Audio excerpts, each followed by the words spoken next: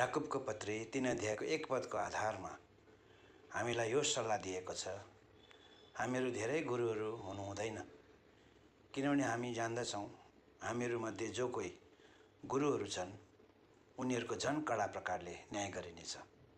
सन्देशवाहक उभिएर वचन दिने ठाउँलाई हामी पुलपिट भन्दछौँ, होइन? यो केवल एउटा उभिने स्थान मात्र नभएर एउटा पवित्र स्थान पनि हो, जहाँबाट पवित्र परमेश्वरका पवित्र वचनहरू बोलिन्छन्। यो त्यो स्थान हो जहाँबाट सत्यको घोषणा गरिन्छ, मानिसको जीवन परिवर्तन हुन्छ अनि हृदयहरू परमेश्वरतिर खिचिन्छन्। सानो लापरवाही अनि शारीरिकताले आत्मिक प्रभावलाई दबाइदिन्छ प्रियहरू। तरै पनि एउटा आत्माले भरिएको वचनद्वारा मान्छेको जीवन सधैँभरिको लागि परिवर्तन पनि त गर्न सक्छ। सन्देशवाहकको मुखबाट बुद्धिका कुरा साथसाथै मूर्खतापूर्ण बातचित पनि निस्कने शङ्का भएको हुनाले परमेश्वरको अगाडि उभिएर वचन दिने सन्देशवाहकहरू, गोठाला शिक्षक, आराधनाका अगुवाहरू, सहकर्मीहरू, यहाँसम्म कि बाहिरबाट बोलाइएका सेवकहरू जोसुकैले पनि श्रद्धासहित, स्वर्गीय बुद्धिसहित अनि नम्रतासहित यो सेवाको भार उठाउनु पर्दछ। पुलपिटबाट गर्न नहुने केही कुराहरू हामी आज बुझौँ। कहिले पनि फोहोर कुरा, शारीरिक कुरा र संसारिक हँसी मजाक गर्नु हुँदैन। इफिसीको पत्री 5 अध्यायको 4 पदले भन्दछ, कुनै पनि फोहोर कुराहरू, मूर्खतापूर्ण बातचित र ठट्टा दिलगी नसुहाउने कुराहरू हुन्, बरु यसको सट्टामा परमेश्वरलाई धन्यवाद नै चढाइयोस्। मानिसहरूलाई हँसाउनु र परमेश्वरको उपस्थितिलाई त्यहाँनिर थाहा गराउनुमा आकाश अनि पातालको भिन्नता छ प्रियहरू। पुलपिटलाई अरूमाथि प्रहार गर्ने स्थान कहिले पनि बनाउनु हुँदैन, किनभने यो ठाउँ आफ्नो व्यक्तिगत विषयलाई हतियार बनाएर अरूलाई प्रहार गर्ने ठाउँ होइन। 2 तिमोथी 2 अध्यायको 24 पदले भन्दछ, प्रभुको सेवकले झगडा गर्नु हुँदैन, तर सबैमाथि दया देखाउने हुनुपर्दछ।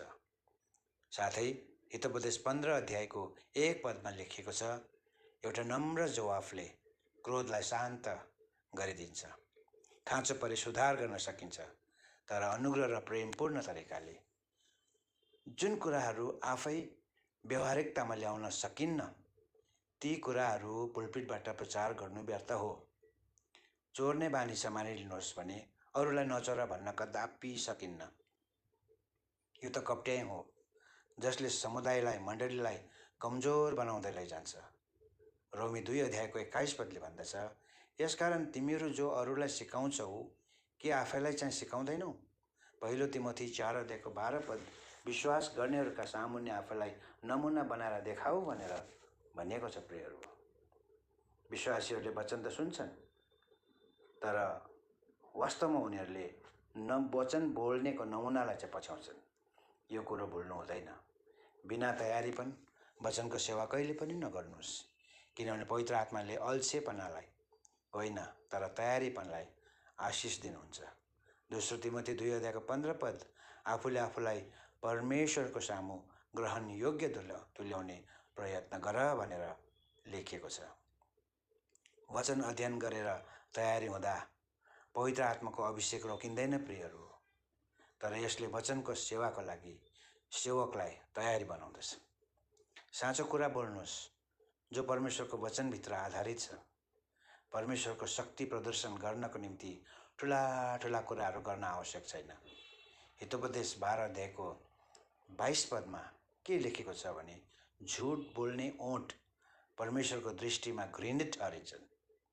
साथै एफिसीको पत्री 4 अध्यायको 25 पदले भन्दछ, यसकारण झुटलाई त्यागेर साँचो बोल।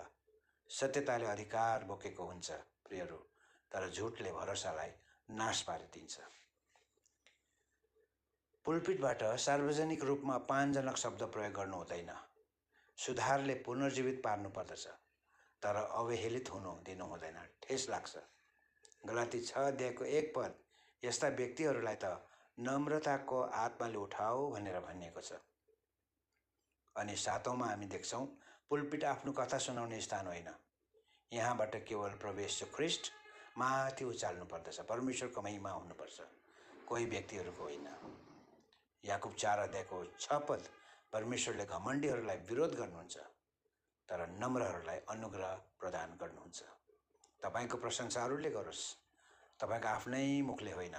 हितोपदेश 27 को 2 पदमा यस्तो कुरो लेखिएको छ। पवित्र शास्त्रमा आधार नभएका अगमबानीहरू नबोल्नुहोस् जथाभावी। व्यवस्था विवरण 28 अध्यायको 20 पदले भन्दछ, त्यो भविष्यवक्ता जसले अन्दाजमा भविष्यवाणी गर्दछ त्यो पनि मेरो नाउँमा, परमेश्वरको नाउँमा, त्यो भविष्यवक्ता मारिनेछ। हरेक अगमबानी पवित्र शास्त्रद्वारा जाँचिएको र परमेश्वरमा समर्पित हुनुपर्दछ। पुलपिटलाई व्यापार गर्ने स्थान पनि बनाउनु हुँदैन। यहाँबाट लाभ वा हानिको कुरा गर्नै हुँदैन। पहिलो पत्रुस 5 अध्यायको 2 पद, परमेश्वरको बगालको हेरचाह गर, करले अनि निज कमाइको निम्ति होइन तर स्वेच्छाले। अन्तमा 10औँमा हामी के देख्छौँ भने, बिना प्रार्थना पुलपिटमा प्रवेश नगर्नुहोस्। प्रार्थनाले सन्देशवाहकलाई सन्देशको निम्ति तयारी गर्दछ। प्रेरित 6 अध्यायको 4 पदमा लेखेको छ, प्रभुका दासहरूले ती दिन के भने, तर हामी त वचनको सेवा र प्रार्थनाहरूमा आफैलाई समर्पित गर्दछौँ। यसै कारण प्रियहरू, वचनको सेवा गर्नभन्दा अगाडि धेरै समय प्रार्थनामा बिताउनु अनि अति आवश्यक हुन्छ। यो वचनमा लेखिएका कुरा हो, किनभने प्रार्थनाले बोलिएको वचनलाई आत्मिक मन्नामा परिवर्तन गर्दछ, जो इजरायलीहरूले मिस्र कनान देश जाँदाखेरि खाएका थिए। सबैलाई प्रेमी जय मसीह।